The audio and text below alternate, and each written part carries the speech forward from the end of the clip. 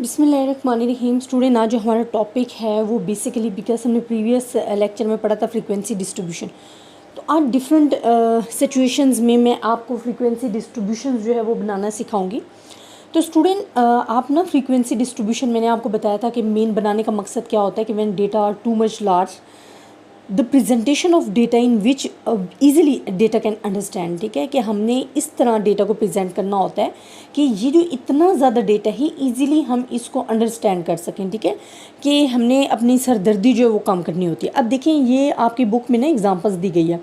Raw data given है and we making the frequency distribution. तो how many steps we can follow it, तो वो मैं आज आपके साथ डिस्कस करूँगी। फर्स्ट ऑफ ऑल तो स्टूडेंट, आपके पास जब रॉ डेटा गिवन होता है तो first step that data must be arrange. ठीक है, अरेंज आपने करना है। पहले जो सबसे छोटी वैल्यू है इस डेटा में वो आपने, क्योंकि ये बहुत ज़्यादा लॉन्ग वैल्यूज़ हैं, इस तरह के क्वेश्चन बहुत ज़्यादा तो नहीं आते बट आपको आने चाहिए बिकॉज जब आपको स्टैटिस्टिकल प्रैक्टिकल दिया जाता है तो उसमें आपके पास लॉन्ग क्वेश्चन ही होते हैं और वो उस टाइम आपको आएंगे जब आपका कॉन्सेप्ट क्लियर होगा। It's not a difficult but it's a long procedure है, तो इसको आपने अंडरस्टैंड जो है बड़े अच्छे तरीके से करना होगा। ठीक है, अब देखिए ये हमारे पास 120 student it's a very large students हैं जो कि हमारे पास जिनका डेटा गिवन दिया गया है। अब इसको आपने क्या करना है, सबसे पहले अपने डेटा को अरेंज करना है। जो सबसे छोटी वैल्यू वो आपने पहले लिखनी है, उसके बाद फिर उससे बड़ी मतलब लास्ट में जो सबसे लार्जेस्ट वैल्यू होगी वो आएगी। अब इसको अरेंज कैसे करना है, ये तो आपके पास हो गया अरेंजमेंट वाला डेटा। अब मैं आपको नेक्स्ट बताती हूँ, क्योंकि मैं आपको बुक से ही समझाऊंगी ताकि हमारे पास जो टाइम है ना वो ज़्यादा से ज़्यादा सेव हो जाए। ठीक है, अब इसमें डिफरेंट सिचुएशंस आपके पास आएंगी। जो मैं इस लेक्चर में समझाना चाह रही हूँ ना स्टूडेंट, वो आपके पास है कि आपने फ्रीक्वेंसी डिस्ट्रीब्यूशन बनाना क्या है। देखिए मैंने आपको 2-3 स्टेप बताए थे। ठीक है, सबसे पहले मैंने आपको कहा था कि जब भी आपने क्लास हमें इस तरह का रॉ डेटा गिवन होगा तो you must be follow some steps. ठीक है, तो वो स्टेप्स मैंने आपको बता दिए थे।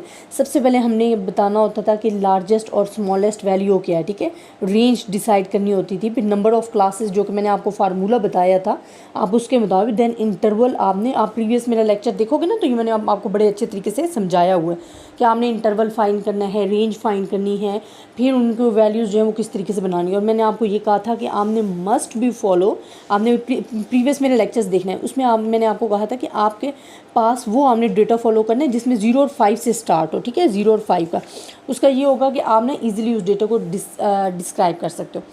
अब इसमें स्टूडेंट हमारे पास क्या है, देखिए हमने जो क्लासेस बनाई है ना, बिकॉज हमारा इंटरवल आया 10 का। ठीक है, जब आप मैंने आपको प्रीवियस लेक्चर में ये स्टेप्स बताए हैं, आपने वो स्टेप्स फॉलो करने हैं तो आपको समझ में आएंगे। ठीक है, अब इसमें हमारे पास इंटरवल आया 10 का। ठीक है, सबसे छोटी वैल्यू हमारे पास 110 थी या 130 है। हाँ, 110 ही है। अब देखिए इंटरवल 110 है ना, 110 लिखा, इसमें 10 ऐड करते जो 120, 130, 140, 150, 160, 170, 180, 190, 200 एंड 210। सबसे जो लार्जेस्ट वैल्यू थी ना वो 218 है, तो हमने 220 तक अपनी क्लासेस जो है बना ली।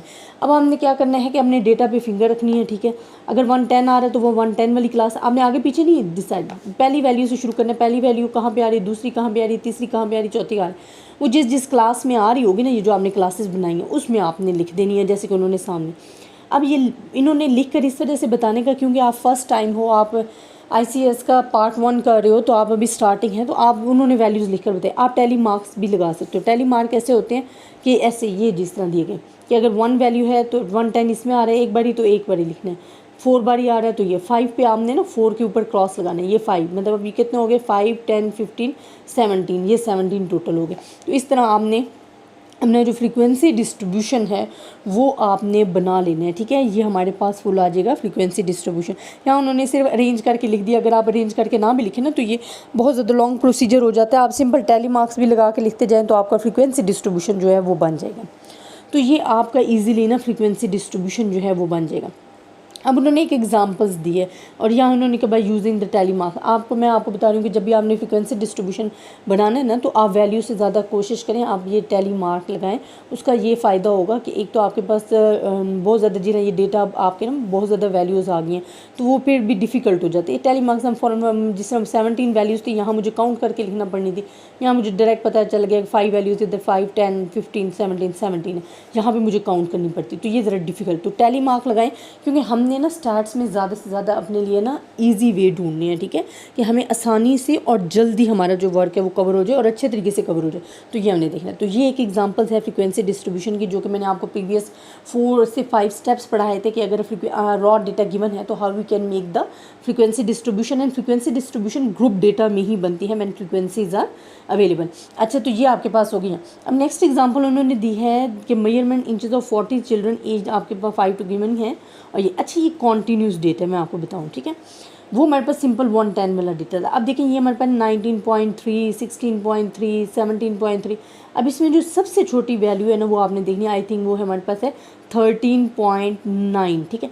अब मैंने आपको कहा था आपने वैल्यूज़ वो बनानी है जो 0 या 5 से स्टार्ट हो।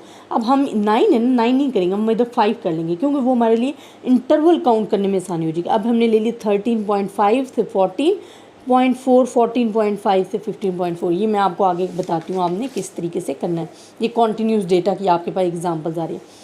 अब देखिए यहाँ हमने बनाया है 13.5, ठीक है, 13.5, 14.4। अब 13.5 ना, आप जब इसे 4 स्टेप्स करोगे ना तो आपके पास जो इंटरवल आएगा वो आपके पास 1 का आएगा। तो आप 1 ऐड करते जो 14.5, 15.5, 16.5 और कॉन्टीन्यूस में फिर आपने इसे पिछला लिखना है 4, ठीक है।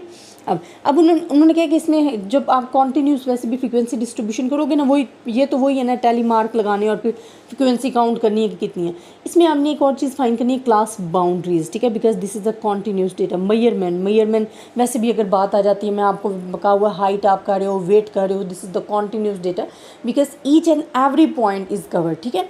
तो नेक्स्ट आपने क्या करना है, क्लास बाउंड्रीज बनानी है। अब क्लास बाउंड्रीज कैसे बनानी है, जब इस तरह का आपके पास डेटा आ जाता है ना तो students are very confuse, but confuse नहीं होना और हेजिटेशन फील नहीं करनी है। सिंपली इसमें आपने क्या करना है, 13.5 है तो आपने इसमें से माइनस करना है। देखिए हम वैसे करते हैं अपर एंड लोअर में, हम ऊपर करते हैं 0.5 माइनस करते हैं, यहाँ 0.5 प्लस कर देंगे, मतलब यहाँ 0.5 माइनस करेंगे, यहाँ प्लस कर देंगे। But this is the situation when continuous data are given, then you minus 0.05 and add 0.05।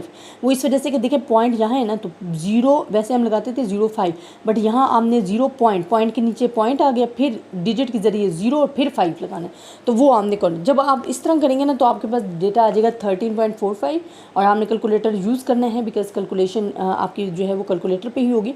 13.45 इस तरह आपके ये कॉन्टीन्यूस क्लास बाउंड्रीज जो हैं वो हम बना लेंगे। तो आई होप स्टूडेंट ये आपको समझ में आया होगा। नेक्स्ट मैं आपको जो लेक्चर है उसमें आपको बताऊंगी कि how we can find the data या frequency distribution of the discrete data, ठीक है।